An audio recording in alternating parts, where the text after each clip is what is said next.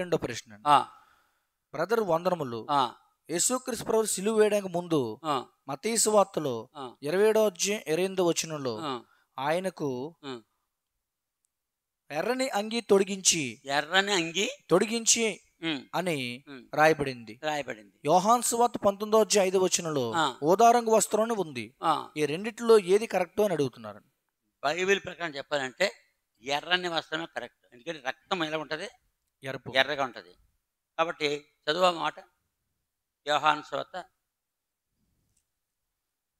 19వ అధ్యాయం 5వ వచనం. ఆ, యోహాను సువార్త 19వ అధ్యాయం 5వ ఆ, వచనం. ఆ ముండ్ల కిరీటమును ఆ. ఓదారంగు వస్త్రము ధరించిన వాడే. అక్కడ ఏముంది? ఊదారంగు ఓదారంగు వస్త్రం వస్త్రం అని ఉంది. అని రాశాడు. ఊదారంగు కూడా దూరానికి కనబడుతుంది, ఇంచుమించుగా ఎర్రగానే కనపడుతుంది. కనపడుతుంది. మరి మత్తయి సువార్త మత్తయి సువార్తలో ఏమన్నా రాశాడు? మత్తయి సువార్త 27వ అధ్యాయము 28వ వచనం. 28వ వచనం. మత్తయి సువార్త 27వ అధ్యాయము 28వ వచనం. ఉమ్, వారు యేసుక్రీస్తు ప్రభు వస్త్రములు తీసివేసి ఉమ్, యేసుక్రీస్తు ప్రభువుకు ఉమ్. ఎర్రని అంగి ఎర్రని అంగి తొడిగించి తొడిగించి ముండ్ల కిరీటమును అల్లి ఆ, ఆయన తలకు పైగా పెట్టి ఉమ్, ఒక రెల్లు ఆయన కుడి చేతిలో నుంచి ఉమ్, ఆయన ఎదుట మోకాళ్ళుని ఉమ్, యూదుల రాజ్యానికి శుభమని ఉమ్. ఆయన్ను అపహసించి. ఈ విధంగా ఉన్నప్పుడు లేఖనం తీసుకోవాలి. లేఖనం తీసుకుంటే యేసు ప్రభు ఊదారంగు వస్త్రం అని యోహాను సువార్తలో, ఎర్రని వస్త్రం అని మత్తయి సువార్తలో. ఇప్పుడు ప్రకటన గ్రంథం 19వ అధ్యాయం 13వ వచనంలో ప్రకటన గ్రంథం 19వ అధ్యాయం 13వ ఆ, వచనం.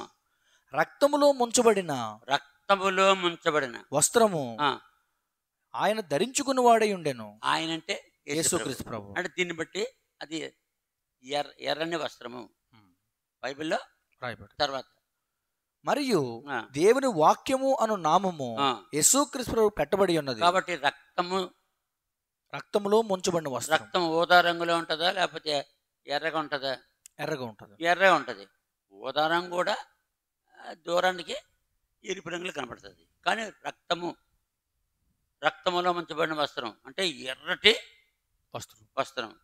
అదే వాక్యంలో చూస్తే యెషయా గ్రంథము 63వ అధ్యాయం మొదటి 2 వచనాలు.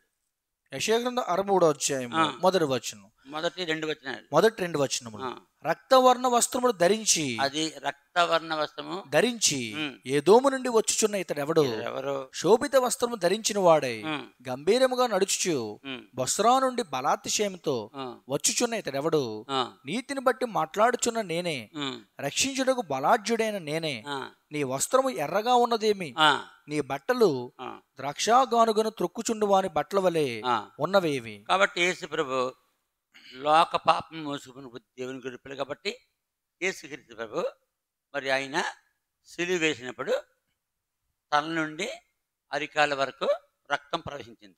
రక్తం ఎర్రగా ఉంటుందా ఓదారంగా ఉంటుందా? ఎర్రగా ఉంటుంది. కాబట్టి మత్తయి సువార్త రాయబడ్డ 27వ అధ్యాయం 28వ వచనం. 27వ అధ్యాయం 28వ వచనం. 28లో అక్కడ రాయబడింది.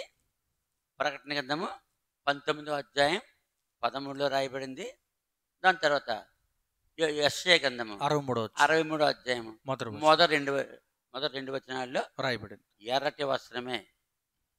ఒక చోట మాత్రం యోహాను సువార్తలో ఊదా రంగు. ఏ రంగు? ఊదా రంగు వస్త్రం అని. కాబట్టి ఊదా రంగు వస్త్రము అది కూడా చూడటానికి ఎరుపు రంగులాగే ఇంటి మీద కనపడుతుంది. కానీ పూర్తిగా చెప్పాలంటే వాక్యానుసారంగా ఎర్రని వస్త్రము అంటే కరెక్ట్. రక్తము పూర్తిగా ఎరుపు రంగులో ఉంటుంది. కాబట్టి ఇక్కడతో ఎవరైతే ప్రశ్న? కె సుందర్రాజు గారు, మార్తి నగర్, నంది కొట్కూరు, వయసు 60 సంవత్సరాలు. ఈయనకి ఈ సంగతి తెలియాలి. అది వాక్యానుసారంగా చూడాలంటే ఎరుపు రంగు వస్త్రము, ఎర్రటి వస్త్రము అని. ఇక్కడతో దీని జవాబు పూర్తయింది. తర్వాత